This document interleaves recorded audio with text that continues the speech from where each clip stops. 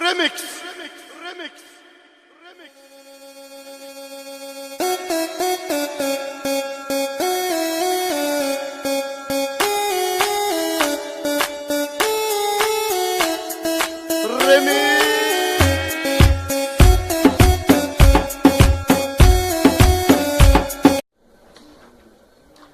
Olá, deuses e deusas, volto aqui depois de um tempo para conversar com vocês, mas vamos lá.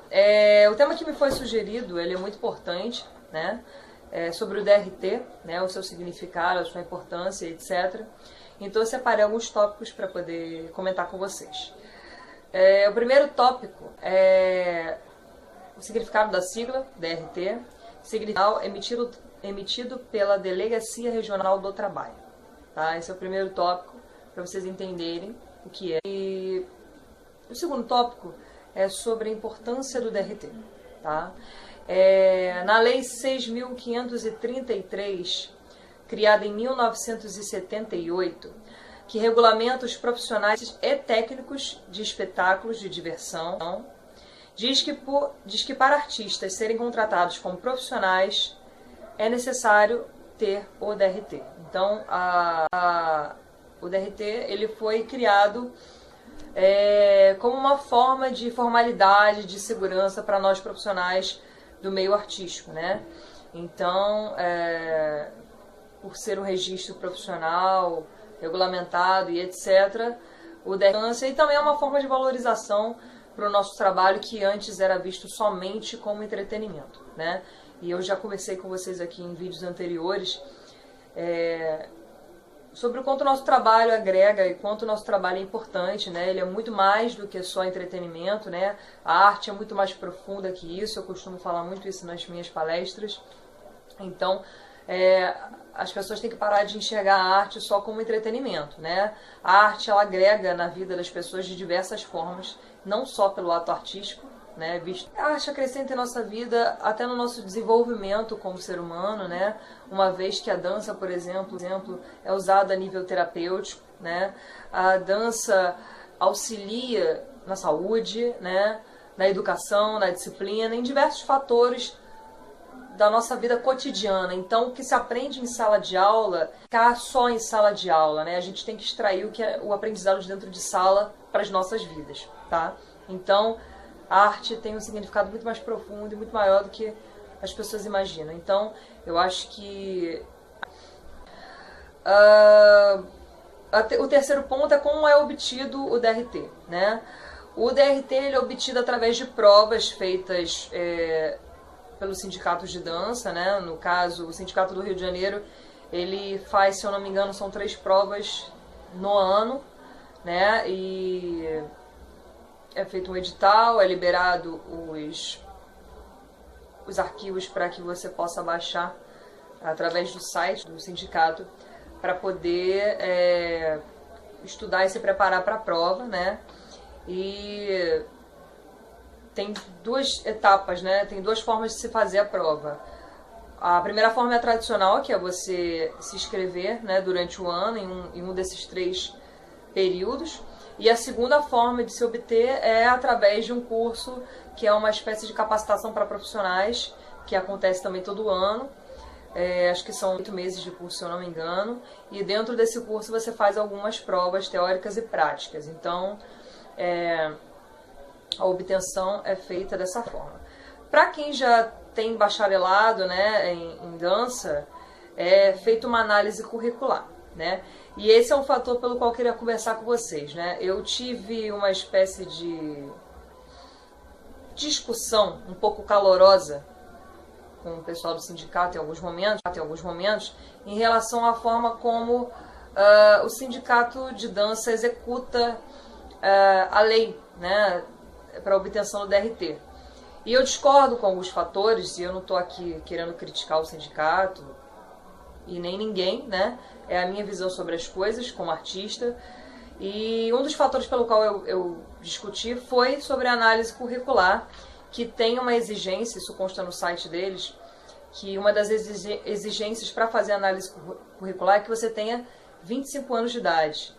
E eu acho isso um pouco relativo, né? Uma vez que a maioria dos profissionais começa muito cedo na dança E com isso, eles atingem uma maturidade, uma responsabilidade muito cedo, né? Muito rápida, né? E eu, por exemplo, comecei com 9 para 10 anos, né? Com 10 anos de idade eu já era professora assistente e eu me formei em uma das escolas mais exigentes, né, do Brasil, que é o Centro de Dança do Jaime. E eu tive um aprendizado bem rígido, né? E eu tive que aprender a ter responsabilidade e maturidade muito cedo. Eu questionei como o porquê de ser 25 anos de idade, a exigência de análise curricular, e eles 25 anos de idade, a idade onde o ser humano já atingiu uma certa maturidade. E eu discordei, porque uma vez que nós começamos muito cedo, nós profissionais começamos muito cedo na arte, nós já atingimos essa maturidade bem antes dos 25, né? Principalmente a nível de responsabilidade. Então eu discordo com essa forma de execução para a obtenção de DRT. Então acontece de um profissional não ter se formado em dança, né? Não ter na universidade, mas ele tem experiência suficiente comprovada através de certificados e cartas de recomendações, e ele poderia, né, fazer a análise curricular dele e levar todo o material que ele tem que comprova o tempo de carreira e a experiência dele, independente do tempo de idade, né? Claro que eu acho que seria surreal uma criança, por exemplo, de, sei lá, 10 anos, que começou com 6, pedir uma análise curricular. Mas eu acho que se ela for uma criança que já tem também uma certa experiência e tem um adulto, né, para comprovar, ou tem um profissional para comprovar tudo isso, ela poderia também obter o DRT, de repente num segmento específico para menores de 18. Eu acho que deveria ter esse quesito, né, de abrir exceção para profissionais com menos de 25 anos de idade, mas que têm experiência comprovada. Então, esse foi um dos motivos pelo qual eu discordei. O DRT, né, apesar da lei ter sido regulamentada em 1978,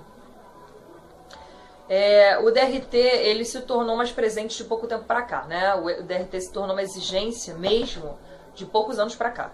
Há 17 anos atrás, quando eu comecei, a gente não se falava muito de DRT naquela época, né? A gente comprovava nossos trabalhos de várias formas, né? E não era pela obtenção de DRT, né?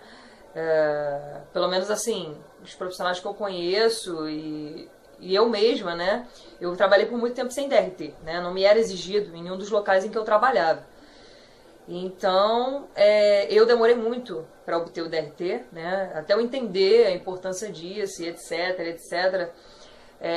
Mesmo lendo, estudando esse material, eu confesso que eu levei um tempo para me adaptar à ideia, né? Então, só que assim, todo trabalho, né, todo segmento, ele vai tendo renovações e atualizações, e a gente tem que se adequar. Significa que a gente tem que seguir um padrão totalmente, né? A gente vai eliminar a nossa essência, não é isso, mas a gente tem que se adequar ao mercado, né, até para a gente poder trabalhar. É necessário.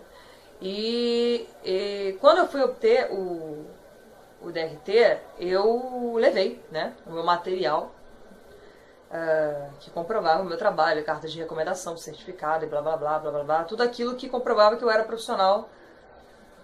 E, sinceramente, a minha outra crítica em relação à execução do trabalho do sindicato de dança é a forma como ele trata os artistas, né? Porque, obviamente, um artista não está acima de ninguém, ele não é superior a ninguém, né? Nós temos que manter a humildade, independente da posição em que nós estejamos, né?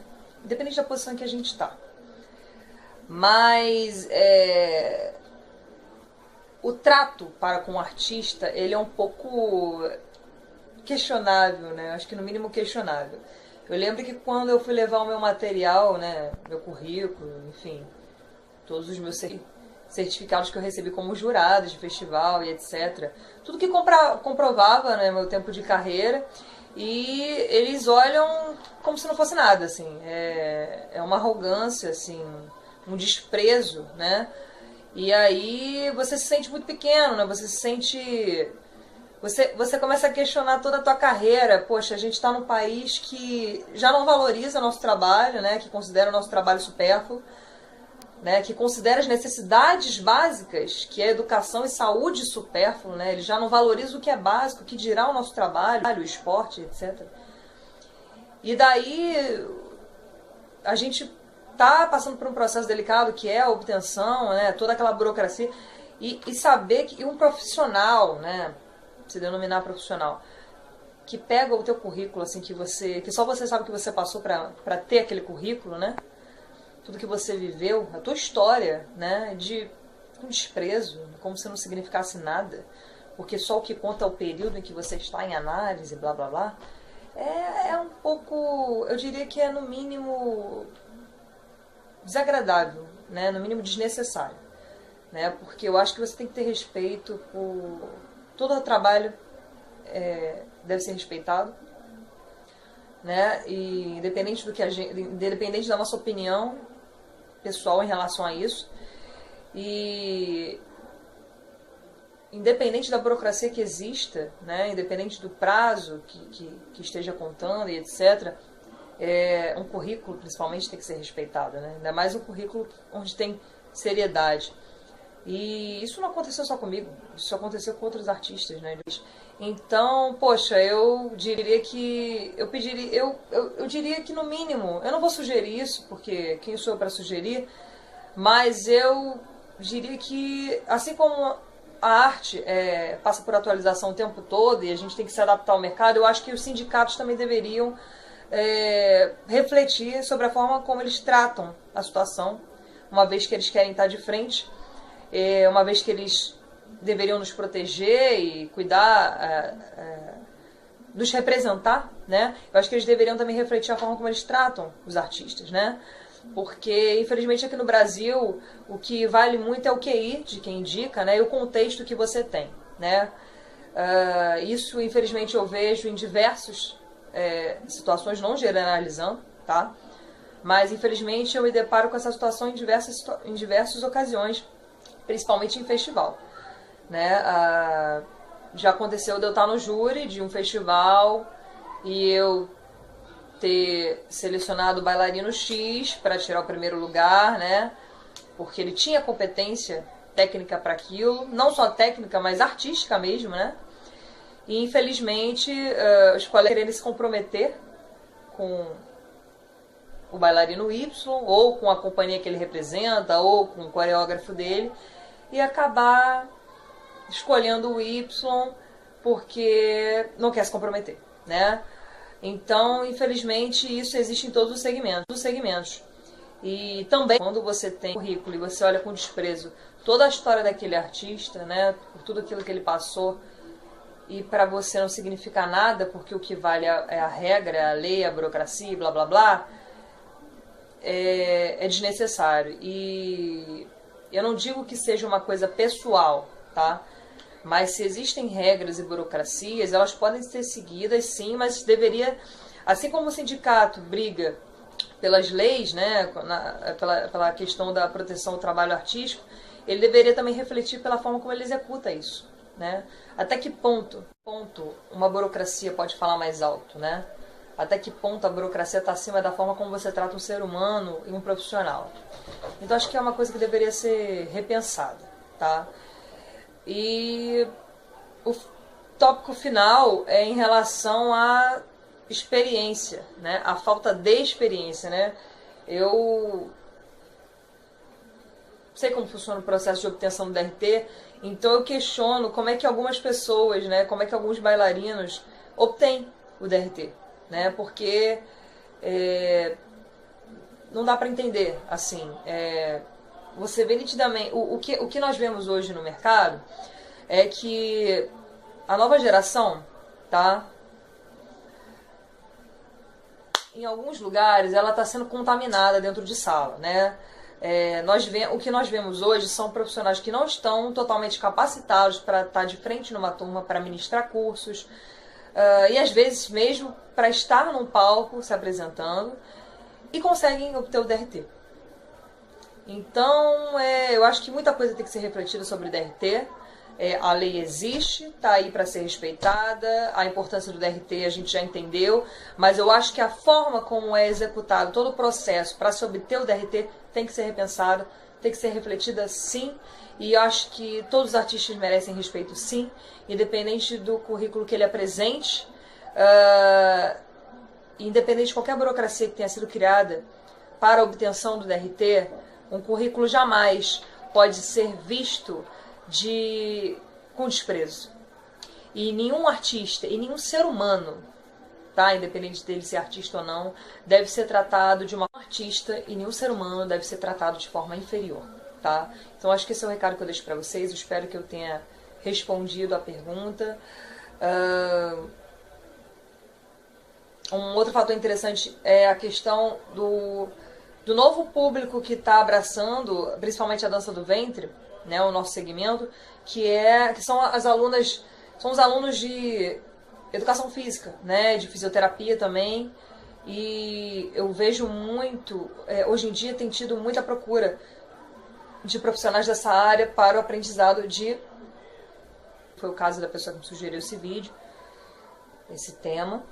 E não adianta, galera, assim, tem que estudar, tá? O que eu posso dizer pra vocês é que tem que estudar muito, porque a arte se renova o tempo todo e o nosso segmento de dança do ventre, ele é muito complexo, ele é muito difícil, sim, e o tempo todo vem novidade e a gente se pega o tempo todo se sentindo como se estivesse começando do zero, porque o tempo todo a gente está aprendendo e a gente nunca vai saber sobre tudo. Então, eu acho que o recado principal que eu deixo para vocês é: mantenham a humildade, independente da posição que vocês estejam, e estudem muito, porque é necessário, tá? E entendam, vocês que ministram cursos, que aqueles seres humanos que nos procuram para poder aprender a dança, eles não estão ali só pela dança e pelo glamour que ela possa representar, mas principalmente porque faz bem a vida delas lá fora, tá? Então, eu sugiro que vocês que estão dentro de uma sala de aula aprendendo, qualquer segmento que seja, que extraiam aquilo para as vidas de vocês lá fora, porque com certeza vai refletir e vai fazer muita diferença, tá bom? Espero que eu tenha acrescentado e respondido as perguntas, esclarecido, elucidado todo esse tema, e que Papai do Céu abençoe vocês. Muito obrigada por todos vocês que visualizam os meus vídeos e que acompanham o meu trabalho, tá? Em breve tem mais novidades, nós estamos aí nos preparativos do Festival Inclusive Dance, e é isso. Fiquem com Deus. Beijo.